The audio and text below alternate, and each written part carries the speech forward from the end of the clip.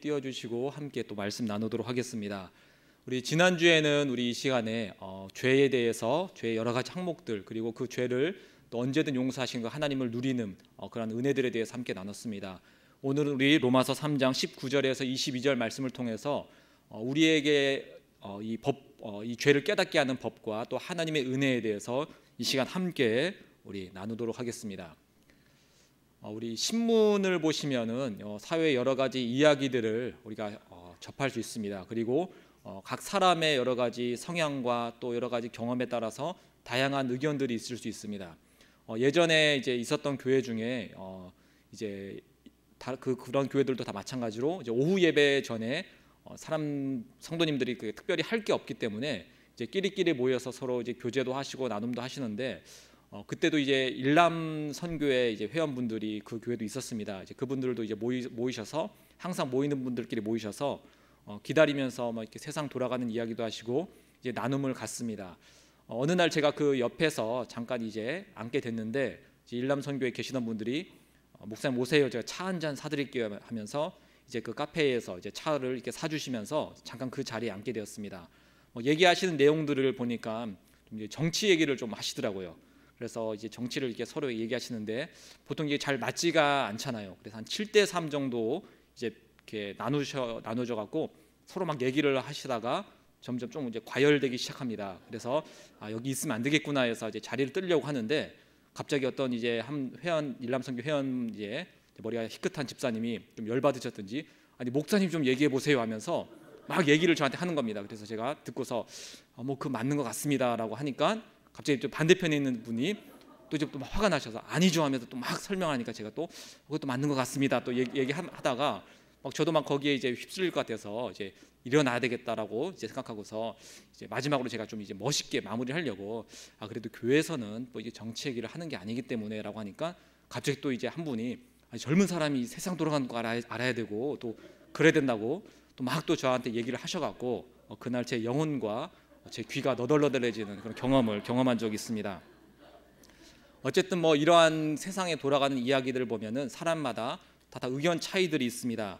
뭐 정치 같은 이야기들이야 뭐 성향의 차이가 있기 때문에 서로 좀 얘기하는 부분이 다르겠지만 또 그 외에 우리를 또 실망시키게 하거나 또 분노를 하게 하는 그런 이제 기사들이나 내용들도 우리가 종종 접하게 됩니다. 대표적인 것으로 이제 뭐 유전무죄, 무전유죄라는 뭐 이러한 것들을 실제적으로 우리가 뭐 언론을 통해서 듣게 되면 뭐 화가 납니다.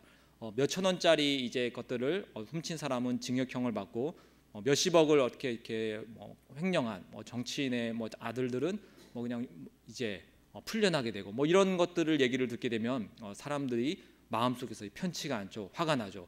그럼 이런 이야기를 듣게 되면은 보통 어떤 반응을 보일까요? 뭐라고 할까요? 뭐대로 하라라고 하죠. 보통 법대로 하라고 합니다. 이 법대로 합시다라고 하는 말, 이 말은 뭐 어떻게 보면 참 좋은 말 같습니다. 그런데 법대로 하자고 하는 말은 이게 좋아서 하는 말이 아니라 이것이 제일 손쉬운 말이기 때문입니다. 제일 쉽게 어떤 문제들을 처리하기 때문이죠. 여러분들도 어떤 사람이 죄를 지으면 그 사람이 뭐 무엇을 많이 가졌든 적게 가졌든 상관없이 법대로 하기를 원하시나요? 대답을 안 하시네요. 뭐 함정이 있을 것 같죠. 예. 만약에 내 자녀나 내 가족이 똑같은 상황에 처하면 법대로 안 하게 되기를 원합니다. 좀 뭐 선처를 해주기를 원합니다. 과거에 이런 기사를 본 적이 있습니다. 수십 년 동안 이제 식물인간이 된 아내를 돌보시던 어떤 이제 남편 이제 할아버지가 있었습니다. 수십 년이 지나서 이제 더 이상 기력이 없어서 그만 그 아내를 그 할아버지의 손으로 이제 이렇게 숨을 거두고 본인도 따라서 이렇게 숨을 거두려고 하다가 이제 또 살아나게 됐죠. 그래서 법원에서는 어쨌든 또 법대로 해야 되기 때문에 또 형량을 구형하는 그런 이제 기사를 본 적이 있습니다. 그 기사의 이제 내용 후에 댓글들은 선처를 해달라, 법대로 하는 이런 건 법대로 하지 말아달라, 뭐 그런 내용들이 있었죠. 그래서 이 법대로 하자는 말은 사실 제일 쉬운 방법이기 때문에 이렇게 하자라는 뜻이 됩니다. 그런데 정작 이것을 나에게 적용하면 별로 이것은 달갑지 않은 소식이 됩니다.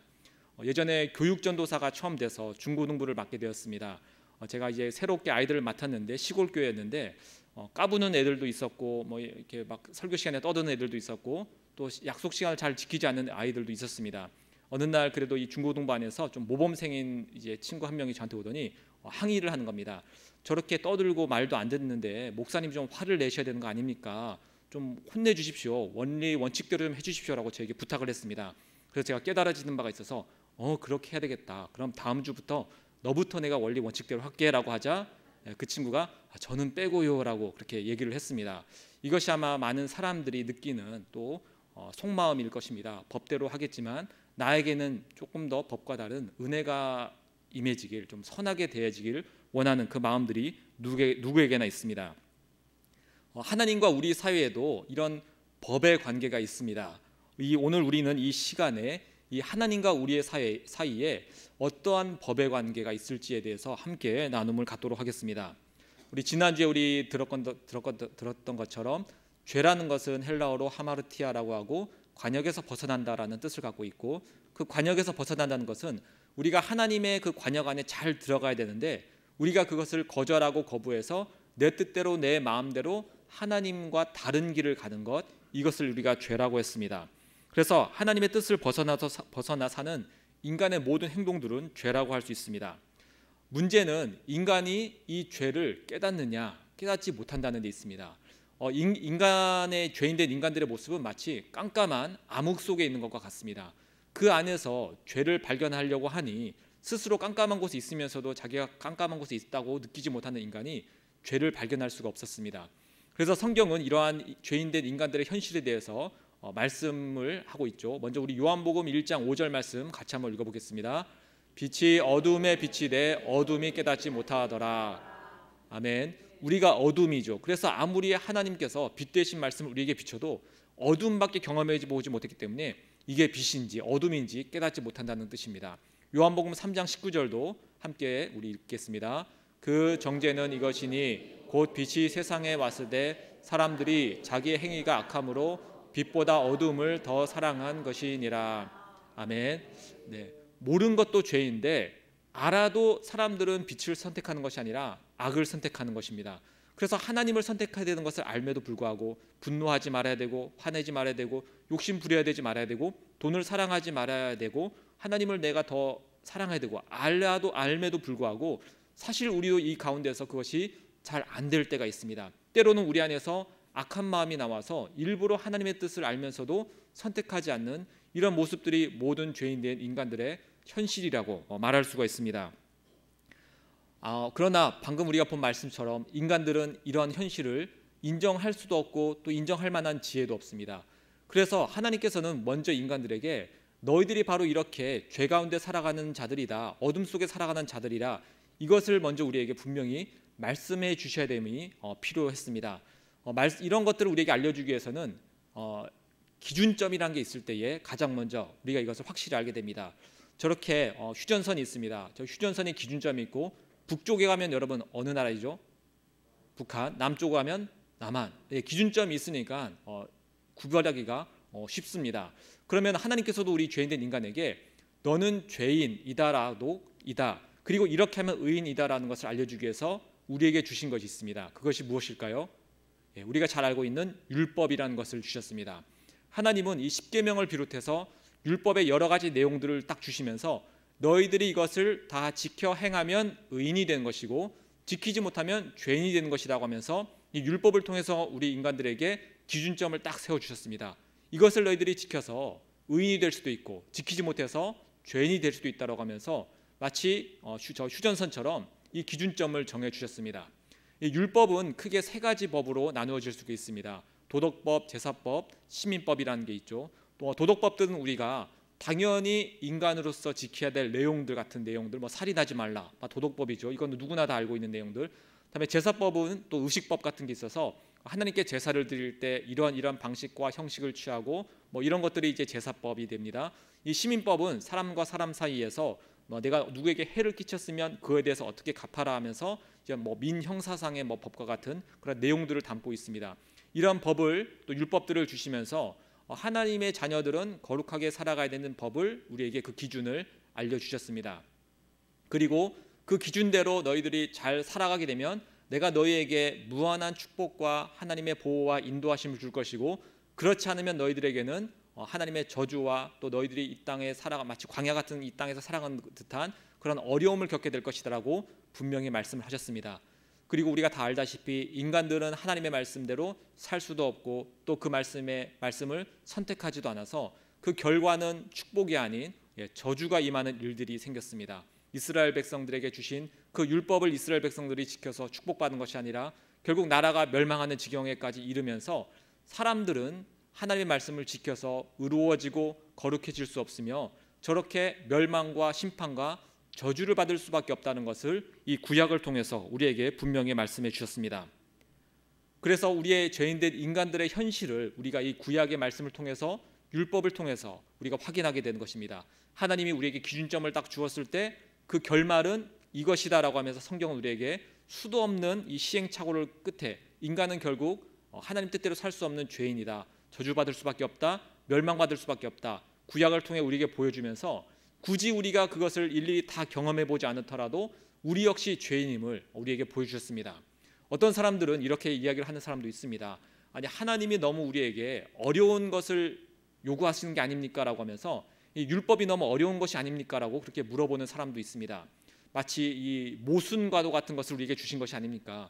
지킬 수 없는 것을 주시고서는 우리에게 지키라고 하는 것이 아닙니까? 라고 그렇게 이야기를 하는 것이죠. 이 모순에 대한 예화 여러분 들어보신 적이 있을 것입니다. 어떤 사람이 어떤 이제 무기를 만드는 장인에게 부탁합니다. 어떤 방패든 뚫을 수 있는 창을 만들어 주십시오. 또 어떤 사람이 와서 부탁합니다. 모든 창을 막을 수 있는 방패를 만들어 주십시오. 자, 그럼 여러분, 저 창은 저 방패를 뚫을 수 있을까요, 없을까요? 뭐 이런 문제죠. 모순과도 같은 것입니다. 둘 다 불가능한 문제를 인간에게 주셔서 하나 못 지키는 것이다라고 했는데, 여러분이 율법의 내용들을 다 보시면 알겠지만 사실 인간이 지키지 못할 어려움을 주신 내용들이 단 하나도 없습니다. 인간이 선한 의지와 선택을 가지면 하나님께서 원하신 삶을 살아갈 수 있는 그 능력 범위 안의 내용들을 주었지만, 인간은 악하고 자기 마음에 있는 죄가 가득해서 하나님이 원하시는 바를 선택한 것이 아니라 그 반대편을 택하고 말았습니다. 그래서 하나님께서는 이 모든 것을 아심에도 불구하고 우리에게, 인간에게 이 율법을 주셨습니다. 그 목적은 우리를 심판하기 위함이 아니라 우리에게 깨달으라는 것이죠. 너희들은 하나님의 말씀을 받았을 때에 이 말씀을 지켜서 거룩해질 수가 없으며 축복받을 수가 없는 존재이다. 이것을 너희들이 깨달아야 된다를 알려주기 위해서 이 구약의 두꺼운 그 과정들을 통해서 성경의 내용, 또 수천 년의 역사를 통해서 인간이 수도 없이 실패한 그 내용들을 보여주면서 인간의 능력과 힘으로 살아가서는 안 된다 이것을 계속해서 우리에게 보여주셨습니다. 그리고 너희는 회개하고 또 너희들을 구원해 줄 메시아를 기다려야 된다. 이것이 바로 우리가 구약에서 배우는 바가 됩니다. 그런데 사람들은 그 수많은 과정을 보고 듣고 경험하고 나서도 여전히 다른 이야기를 합니다. 어떤 이야기를 하냐니, 하나님, 우리는 할 수 있습니다. 우리는 노력하면 됩니다. 우리가 서로 힘을 모아서 같이 한번 선하고 우리의 행복의 삶을 한번 우리가 열어봅시다 하면서 인간들은 좀처럼 자신의 무능력함과 자신의 약함을 의지하지 않습니다. 어떻게든 내가 내 인생을 행복하게 살아갈 수 있다라고 믿으면서 살아가는 것이죠. 사실 우리 가운데도 그러한 분들이 여전히 있을 수도 있습니다. 우리가 하나님을 의지하는 것이 우리에게 더 큰 행복이며 더 큰 우리에게 축복이 됩니다. 그런데 하나님을 의지하는 것을 선택하는 것이 아니라 내가 돈을 모아야지 더 행복을 누리는 것 같고, 내가 내 인생을 내가 내 힘으로 준비해야지 더 행복할 것 같이 느껴지는 그런 분들도 아마 있을 것입니다. 이렇게 우리 안에서는 이 죄된 본성이 하나님의 말씀대로 선택하는 것이 아니라 자꾸 내가 내 인생을 선택하고 내가 할 수 있다라는 이 마음이 내 안에 들면서 자꾸 하나님의 율법에서 말하는 것이 아니라 내 마음에서 말하는 바대로 여전히 하나님이 아닌 내 뜻과 내 생각대로 살아가는 모습이 우리 인간의 모습이라고 우리가 볼 수가 있습니다. 하나님께서는 이러한 죄인된 인간들의 어쩔 수 없는 모습들, 고쳐지지 않는 모습들을 아셨고 우리를 구원하기 위해서 이 땅 가운데 예수님을 보내주셨습니다. 예수님께서는 우리 스스로 의로워질 수 없는, 하나님의 법을 지킬 수 없는 우리 대신 십자가를 지시고 그리고 우리 대신 죽으셨습니다. 우리가 받아야 될 그 모든 법대로 살지 못하는 우리가 받아야 될 심판들도 예수님께서 십자가에서 받으셨고, 우리가 지키지 못하는 그 율법의 모든 요구들도 예수님께서는 자기의 모든 목숨까지도 바치는 그 충성과 순종을 통해서 그 율법에 의한 모든 것들을 또 예수님이 다 이루어 주셨습니다. 아마 이것을 여러분들이 설교 시간을 통해서 자주 들었을 것입니다. 그리고 무엇보다도 예수님께서 이 십자가를 지심으로 말미암아 이제 하나님과 우리 사이에는 법의 관계가 아닌 새로운 관계가 열리게 됨을 우리가 알게 됩니다. 하나님과 우리 사이에 아까 말한 것처럼 율법의 관계가 있다라고 했습니다. 그런데 예수님께서 십자가에서 달려 죽으심으로 말미암아 이제 우리는 법이 아니라 하나님이 주시는 은혜로 말미암아 구원을 얻는 존재가 되었습니다. 그럼 하나님의 이 법은 어떻게 되는 것일까요? 그냥 폐기 처분되고 없어지는 것일까요?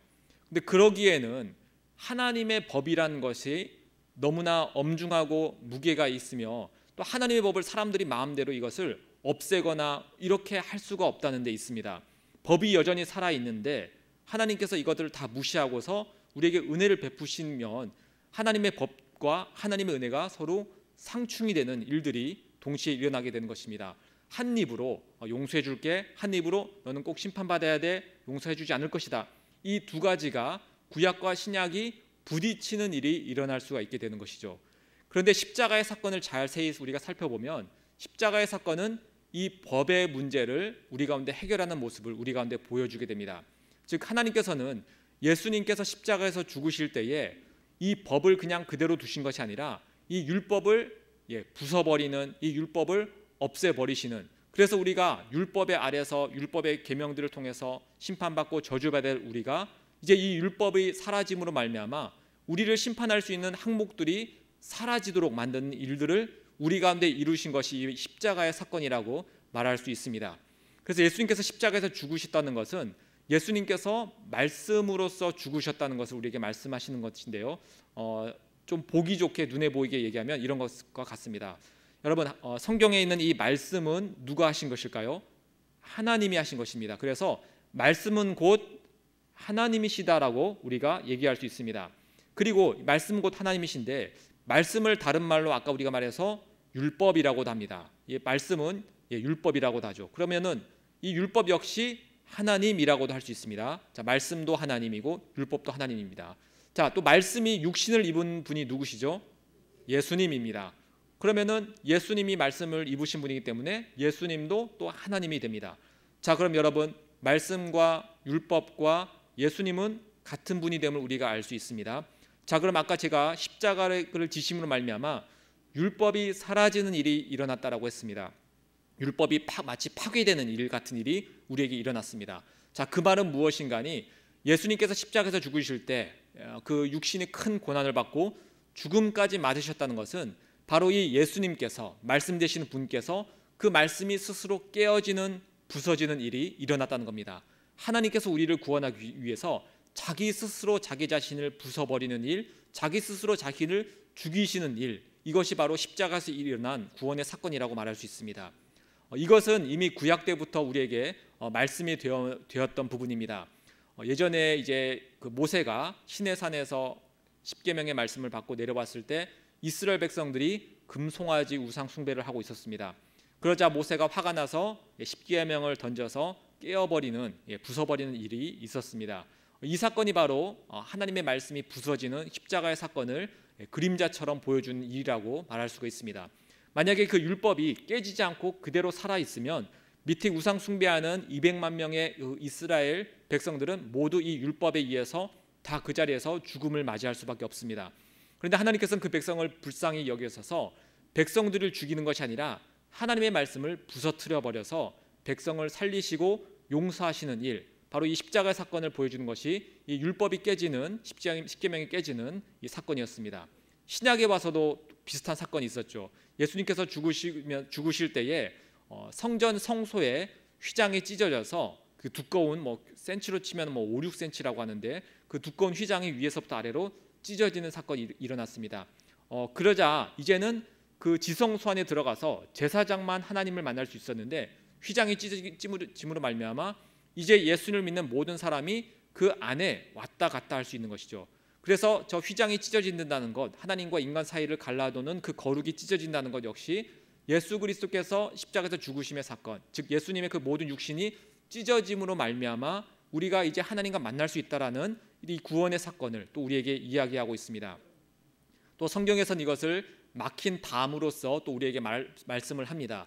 그래서 우리가 하나님과 사이에 뚫을 수 없는 이 담이 있었는데 예수님께서 십자가를 지심으로 그 담이 무너져서 이제 우리가 하나님을 다시금 만날 수 있게 됩니다.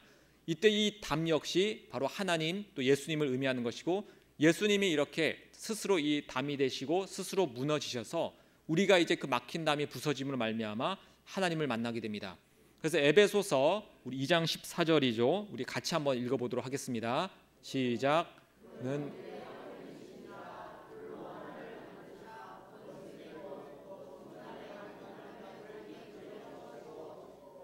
아멘. 네, 예수님께서 자기 육체로 담을 하셨다라고 합니다. 즉 저것도 똑같은 십자가 얘기를 하고 있습니다. 인간과 하나님 사이를 막았던 그 율법이란 담, 말씀이라는 담, 아까 말씀은 또 육신을 입은 분 예수님이라는 분이죠. 그분이 스스로 자기 자신을 죽임으로 말미암아 우리가 예수님을 만나게 되는 일, 이것이 바로 십자가에서 일어난 구원의 사건이라고 말할 수 있습니다.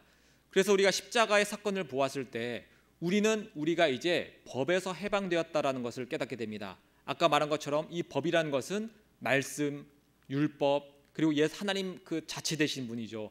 이 말씀에서, 즉 하나님께서 이것을 지켜야 되고 너희들이 해야 된다.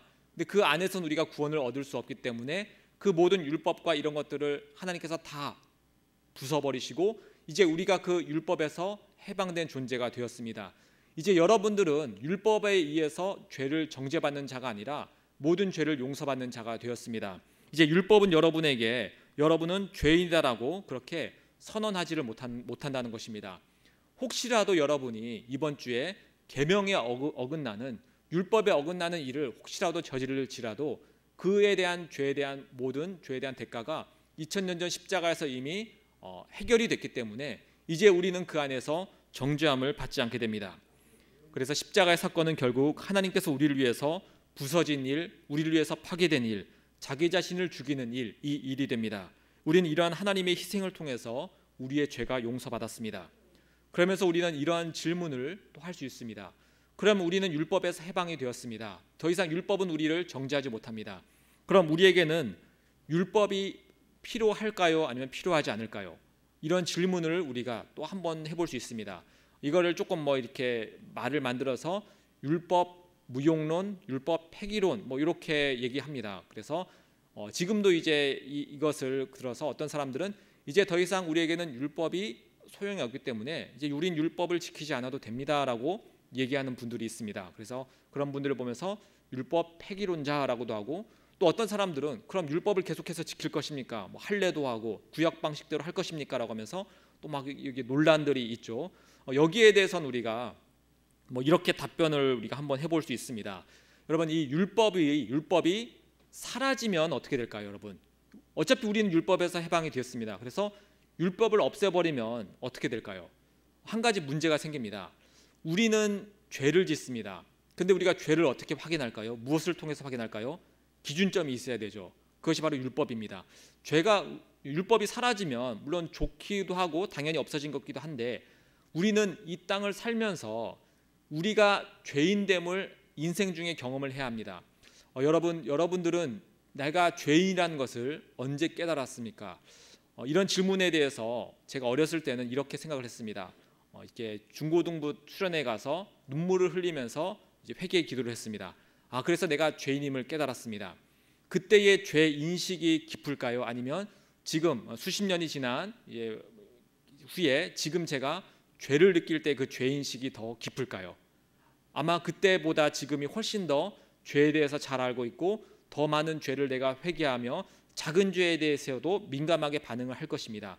그 말은 무엇인가 하니 우리는 이 죄란 것을 평생에 걸쳐서 배운다는 것이죠. 우리가 육신을 입고서 하나님이 살게 하신 이유는 육신 속에서 계속 죄를 짓는 나를 보면서 계속해서 예수님의 십자가 나에게 필요하다를 반복해서 배우면서 그 은혜를 더 깊이 알게 됩니다.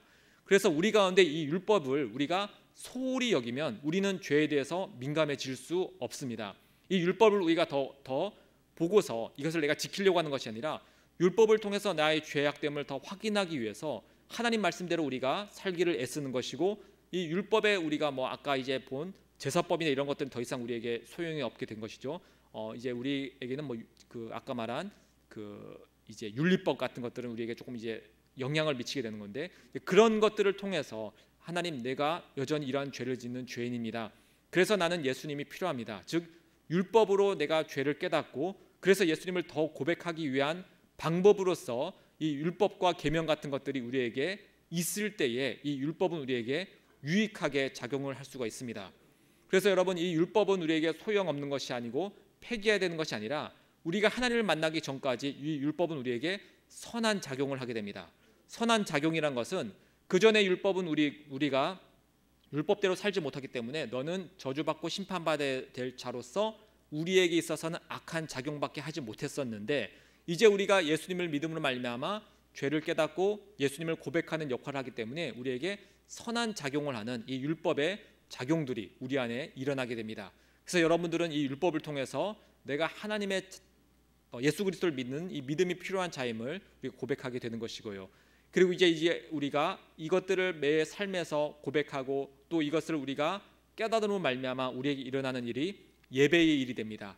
내가 예수님이 나에게 꼭 계셔함을, 내가 죄인임을 깨달을 때마다 우리는 그로 인해서 우리를 구원하신 그 하나님의 희생을 다시금 생각하시고 자기 자신이 찢겨지고 자기 자신이 부서지는 그 자기 자신을 죽이는 희생을 통해서도 우리를 구원하시고자 하는 하나님의 사랑과 은혜를 깨닫기 때문에 우리가 주님을 더 높이고 더 찬양할 수 있는 그러한 모습을 우리가 살아갈 수가 있게 될 줄 믿습니다. 그래서 우리는 이제 율법 아래에 있지 않습니다. 언제나 우리는 하나님으로부터 의로운 자라는 칭찬을 받고 있으며 또 하나님의 자녀가 되었습니다. 이제 우리는 법을 지키지는 못하지만 하나님이 우리를 은혜로 대하여 주심을 잘 알고 있습니다. 율법대로 안 산다고 해서 죄가 성립이 되지 않는다고 해서 또 우리가 방종한 모습대로 또 살지 않는 또 그런 우리가 선택을 하며 또 살아갈 수도 있습니다. 그리고 우리가 율법을 통해 자신의 죄를 깨닫게 되고 또 십자가로 가는 이 통로의 삶을 율법을 통해서 살아가게 됩니다. 우리가 잘 알다시피 죄가 더한 곳에 은혜가 넘쳤다라는 말씀이 있습니다. 죄가 더했다는 말은 율법이라는 계명, 하나님께서 무언가를 우리에게 요구하시는 그 말씀들이 더 내 안에서 깊이 다가왔으며 내가 더 말씀대로 살아가고자 하는 몸부림이 있기 때문에 죄가 더하게 됩니다. 그래서 그렇게 죄가 더하며 하나님 말씀대로 살려고 몸부림치는 곳에서 더 십자가의 은혜를 구하게 될 줄 믿습니다. 또 이러한 은혜를 깨닫고 찬양하며 예배하며 또 우리에게 주신 그 사명들을 우리가 또 잘 감당하는 우리 모두가 되기를 간절히 소망합니다. 함께 기도하겠습니다. 하나님 아버지, 감사합니다. 법대로 했다면 우리는 이 자리에 아무도 있을 수 없습니다. 모두 멸망을 당해 했을 것입니다. 그러나 주님은 법대로가 아닌 우리를 은혜로서 선대해 주셨습니다.